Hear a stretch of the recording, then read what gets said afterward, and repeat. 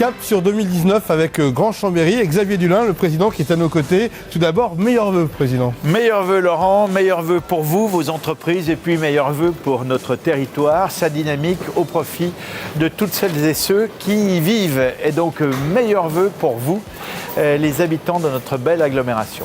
20 minutes pour tout savoir sur l'avenir du Grand Chambéry et sur les projets 2019. 3 grands thèmes. Le premier, ce sont les équipements, dont cette gare multimodale. Voilà, un coup de jeune sans précédent sur les équipements de notre agglomération. On va y revenir dans un instant.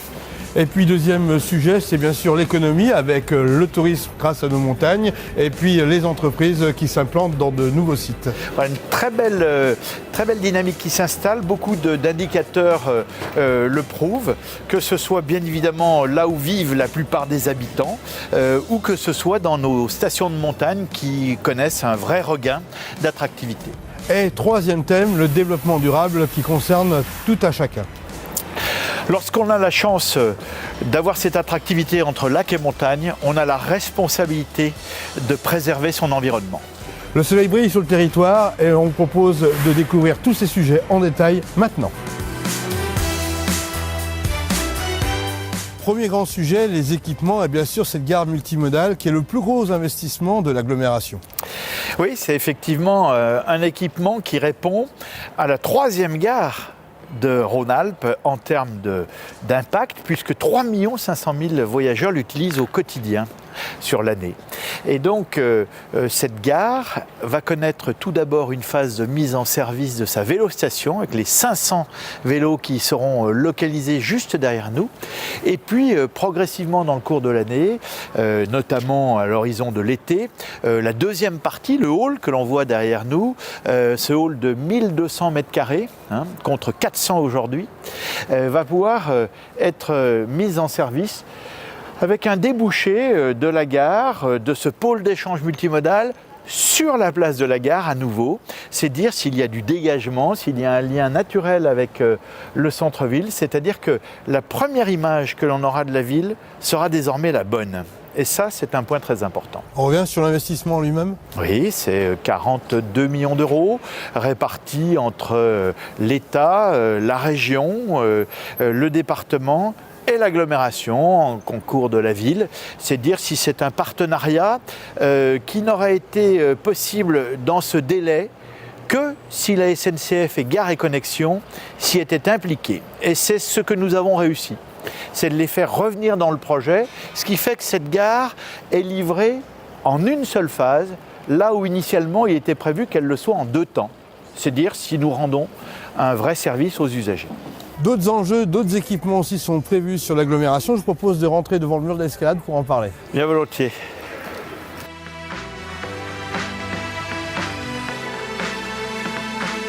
Toute une symbolique, ce mur d'escalade pour les nouveaux équipements, une gare multimodale où il sera bon vivre et s'attarder. Voilà, en fait, je vous l'évoquais il y a un instant, c'est une image, une vitrine sur notre ville et notre territoire. Ce mur d'escalade symbolise en fait toute la dynamique de pleine nature, des sports de l'outdoor. Ça ne sera pas simplement qu'un décor, puisque les clubs d'escalade de l'agglomération l'utiliseront. Donc une gare, un espace multimodal avec des mezzanines, avec un multi-usage des modalités de transport, et puis une escalade avec une jeunesse présente dans la gare, ceci avec un panorama sur la ville et sur nos montagnes. Deuxième gros investissement pour l'agglomération, c'est la piscine aqualudique. Voilà, la piscine aqualudique du stade sera mise en service à la rentrée de septembre, tout comme la gare. Elle est très attendue pour répondre aux besoins des scolaires, mais aussi aux besoins des clubs. Mais on ne va pas que se contenter de cela. Nous avons aussi à rénover Buisson-Rond. C'est important, c'est un site qui est très convoité et côtoyé. En fait, si vous voulez, Buisson-Rond a été construit au début des années 70 pour accueillir 170 000 usagers. On en est à 300 000 en ce moment. 50 000 rien que sur les mois d'été, juillet-août. Elle est en surchauffe, cette piscine. Donc dès que la piscine du stade, avec sa dimension bien-être, apprentissage de la natation, tout le côté sportif, aqualudique sera en place, nous fermons Buisson-Rond à la rentrée 2019. Juste une petite année de travaux et on la réouvre toute rénovée. Indispensable parce qu'on ne sait pas combien de temps elle peut encore tenir. Et le fait que l'on ouvre la piscine du stade et que l'on ferme Buisson-Rond nous permet de faire des économies sur Buisson-Rond qu'on réinjecte immédiatement dans les travaux nécessaires à faire. Donc il y a pas mal d'agilité budgétaire, c'est un bon coup. Autre équipement important pour le sport collectif et particulièrement pour le rugby, mais pas que, c'est bien sûr le stade municipal. Oui, alors le stade, c'est une initiative que prend la ville. L'agglomération, dans quelques jours, décidera de la manière dont on l'accompagne. Mais c'est aussi beaucoup d'autres équipements qui sont rénovés. C'est le parc des expositions et le phare qui voit 13 millions d'euros investis par le délégataire qui est Savoie Expo. On aura un des parcs d'exposition et d'équipements événementiels les plus modernes et connectés de France. Si on prend Malraux, c'est avec la ville, l'État, la région, le département, cette scène nationale entièrement rénovée pour réouvrir en 2020. Mais on peut également aussi parler de cet formidable équipement que le département est en train de rénover complètement, c'est le musée savoisien. C'est vous dire si l'ensemble des équipements culturels, sportifs, événementiels, de multimodalités de transport auront été rénovés dans cette mandature. C'est sans précédent. Ce qui nous permet de rebondir sur le deuxième thème de cette émission, oui. L'économie. L'économie. Cap sur l'économie avec des chiffres très positifs au niveau du chômage, au niveau de la fréquentation touristique et puis aussi au niveau de l'entrepreneuriat en général. On a la chance d'avoir quelques bons indicateurs. C'est vrai que le taux de chômage en Savoie et sur l'agglomération est historiquement bas, entre 6,2 et 6,5. C'est dire s'il incarne la dynamique du territoire avec en plus, de par les entreprises qui viennent s'y installer, une élévation du niveau des postes et des emplois proposés. On a aussi, en matière touristique, quelques très bons chiffres.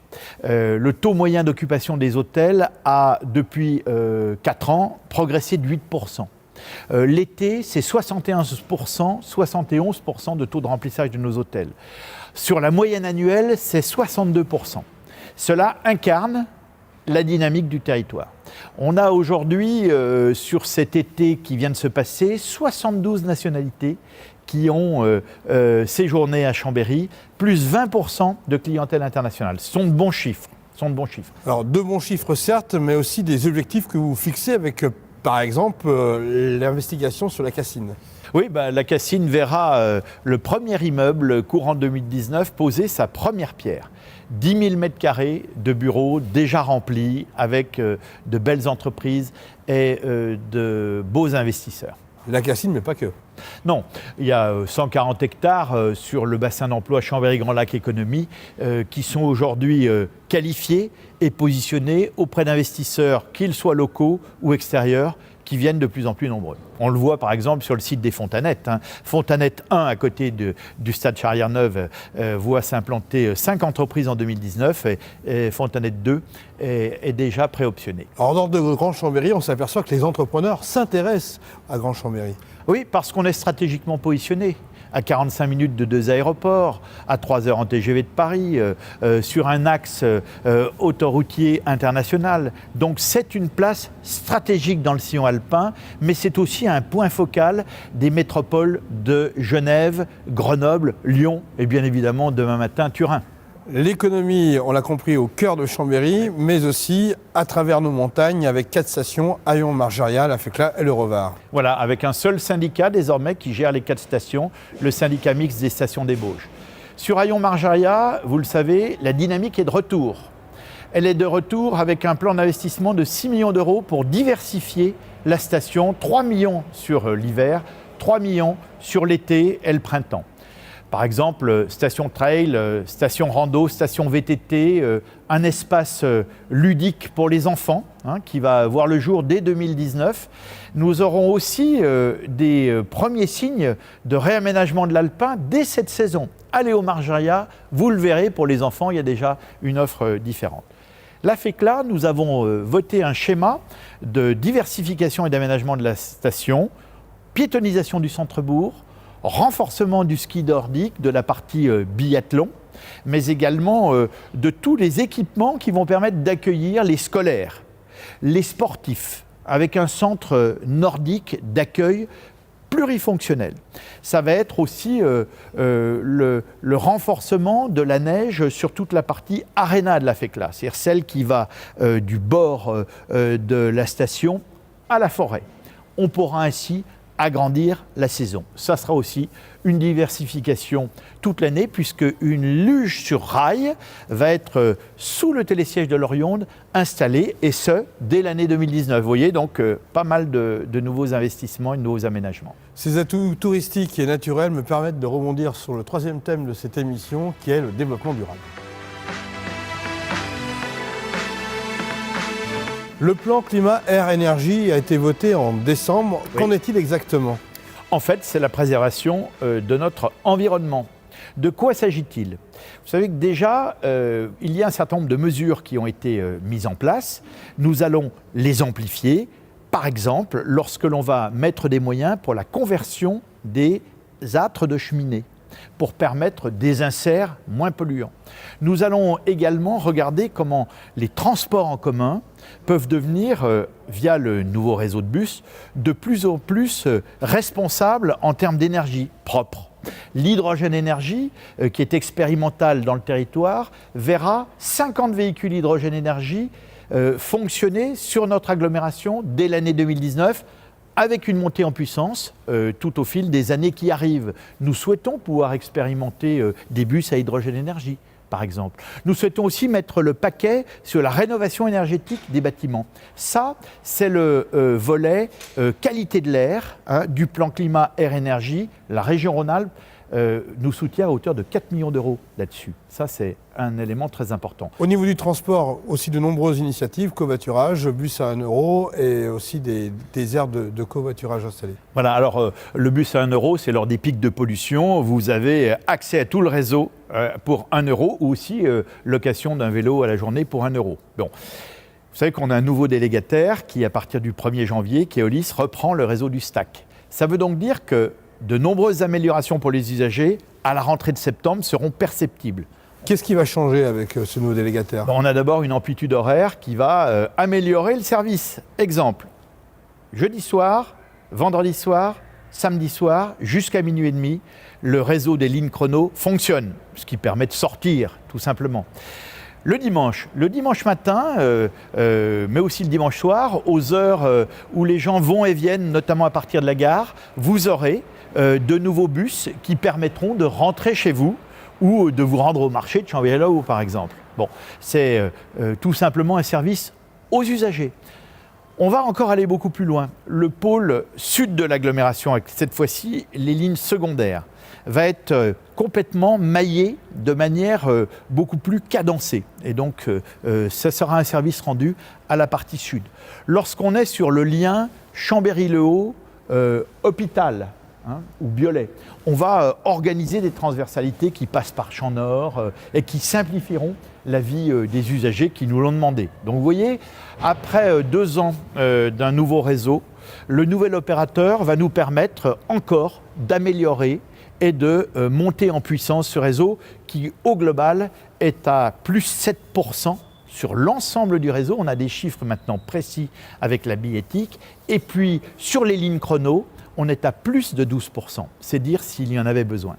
Un lien direct, la vélostation, 500 parkings de vélos, ici même dans cette gare multimodale. Voilà, la plurimodalité, c'est bien évidemment le train TGV, le train TER, c'est les vélos, c'est les lignes chrono, ce sont les lignes bus interdépartementales, interrégionales, c'est la location de voitures, c'est l'autopartage, c'est le covoiturage, mais c'est aussi à pied pour gagner le centre-ville ou le futur quartier de la Castille. Donc de nouvelles habitudes à prendre pour l'usager, puisqu'il y aura aussi ces aires de covoiturage tout au long de la VRU. Voilà, on multiplie par 3 le nombre de places de covoiturage sur l'ensemble de la voie rapide urbaine nord et sud. 300 places qui seront progressivement mises en service d'ici à 2020. Tout ça, c'est formidable, mais on peut s'inquiéter sur le budget de fonctionnement du Grand Chambéry. Sur le budget tout court, parce qu'il ne faut pas oublier que l'État a beaucoup baissé ses dotations pendant cette mandature. Mais en fait, comment est-ce que c'est possible ? Tout d'abord, nous avons fait un gros effort sur la diminution de nos frais de fonctionnement. qu'on a donc remis dans l'investissement. Mais il y a aussi la dynamique du territoire. Quand vous relancez une dynamique économique, c'est de la fiscalité qui rentre et qui va pour le service aux usagers. Les solidarités sont aussi concernées. C'est ça, bien gérer, tout simplement un espace de vie. On est aussi allé chercher des soutiens auprès du département, auprès de la région, qui ont répondu présent. La région Auvergne-Rhône-Alpes investit près de 40 millions d'euros dans la mandature sur l'ensemble des équipements et des services aux usagers. Le département, nous l'avons évoqué, est aussi présent.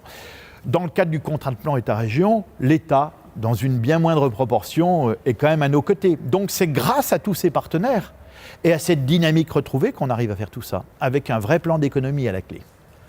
Il vous reste à souhaiter les bons vœux aux citoyens et à tous ceux qui vivent le Grand Chambéry au quotidien. Oui, de belles avancées et de concrétisation pour l'ensemble de ces infrastructures, pour un meilleur service aux usagers, avec une vie quotidienne améliorée pour l'ensemble des habitants de notre agglomération. Cap sur 2019, Xavier Dulin, merci et bonne année à vous. Merci beaucoup, bonne année.